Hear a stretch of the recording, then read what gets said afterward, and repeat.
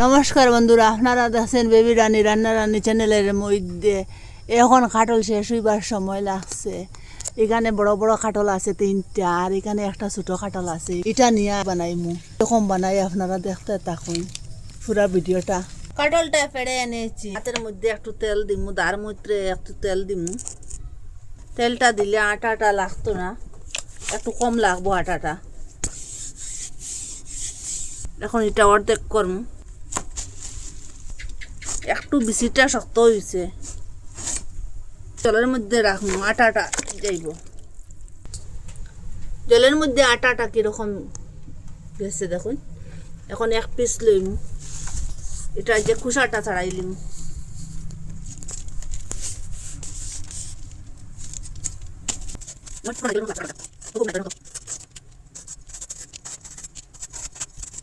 ওরকম খোসাটা পরিষ্কার করিয়া আবার ওরকম মধ্যে দিয়ে কাটিয়ে দিলাম। আর এখন পিস করবো, ওরকম করে পিস করবো। একটা গামলার মধ্যে রাখে দিলাম, ওরকম করে কাটিয়ে লিছি সবগুলো। দেখুন, কুকারের মধ্যে জল দিলাম, একটু তেল দিয়ে দিলাম। হাঁটা আর থাকলে এইটা কুকারের মধ্যে লাগতো না। এখন কাঁঠালগুলা দিলাম জলের মধ্যে। এটা আদা কাঁচা ফাঁকা, এটা কাঁঠালটা সিদ্ধ দেবার পরে একটু একটু ফাঁকা যাব।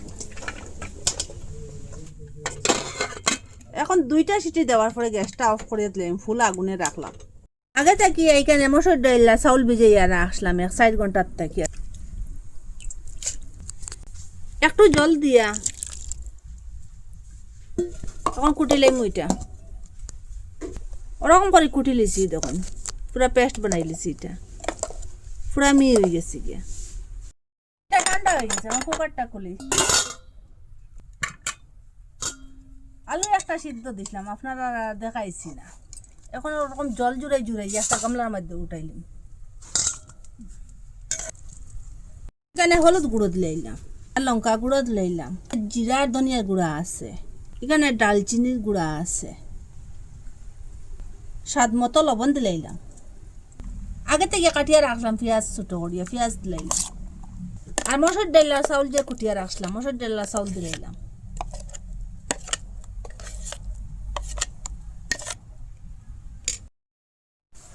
এখানে 1 চামচ বেকিং পাউডার দিলাম। বেকিং পাউডারটা দিলে এটার ভিতরে যে একটা জালি জালি হইব আর বড় বড় হইব, ফুলকো ফুলকো হইব। ভালোভাবে হাত দিয়ে ম্যাশ করম, একসাথে সব কিছু মিশাইম। এটার মধ্যে আর জল দিতে লাগতো না। কাঁঠালটা ঠান্ডা হওয়ার পরে হাত দিয়ে ম্যাশ করবা, এটা গরম গরম ম্যাশ করতে পারতা না। খুব ভালো করিয়ে ম্যাশ করে লিছি হাতের সাহায্যে। দেখুন খুব সুন্দর একটা কালার হয়েছে মসুর ডাল চাউল দেবার কারণে। আগে থেকে তেল দেবা আসলো, এখন একটা একটা করে বড়ার সেই বেদ লইলাম।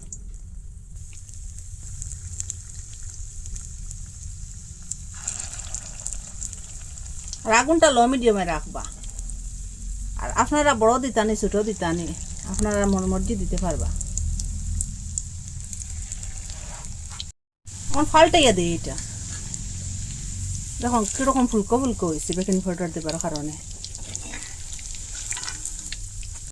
ফাল্টাইয়া দিয়া ওরকম কালার হয়েছে দেখুন, আর ভিতরটাও হয়েছে। এখন তেল জুড়ে এবার আটা একটা সাইডে উঠাই দিলাম, তেলটা জুড়ে জুড়াইয়া একটা গামলার মধ্যে লই নিলাম।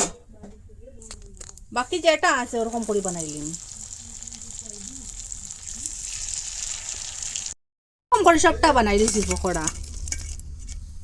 আপনারা কাঁঠাল দিয়া কত কিছুর চপ বানাইয়া খাইছেন, বা পকোড়া বা বড়া বানাইয়া খাইছেন। ওরকম একদিন ডাইল দিয়া আর কাঁঠাল দিয়া চপ বানাইয়া খাইবা, বড়া বানাইয়া খাইবা। এত ক্রিস্পি হয়েছে যে না, চাউল দিয়েছিলাম, এত মশমশা হয়েছে কি বলবো। আর এটা হেলদি, আপনারা মিস করবা না, এরকম বানাইয়া খাইবার। এত স্বাদ, জিভের মধ্যে স্বাদটা লাগিয়ে থাকবে। যে সময় ডাইল আর কাঁঠাল খাইবা ওরকম কারি পকোড়া বানাইয়া খাইবার ইচ্ছা করবো।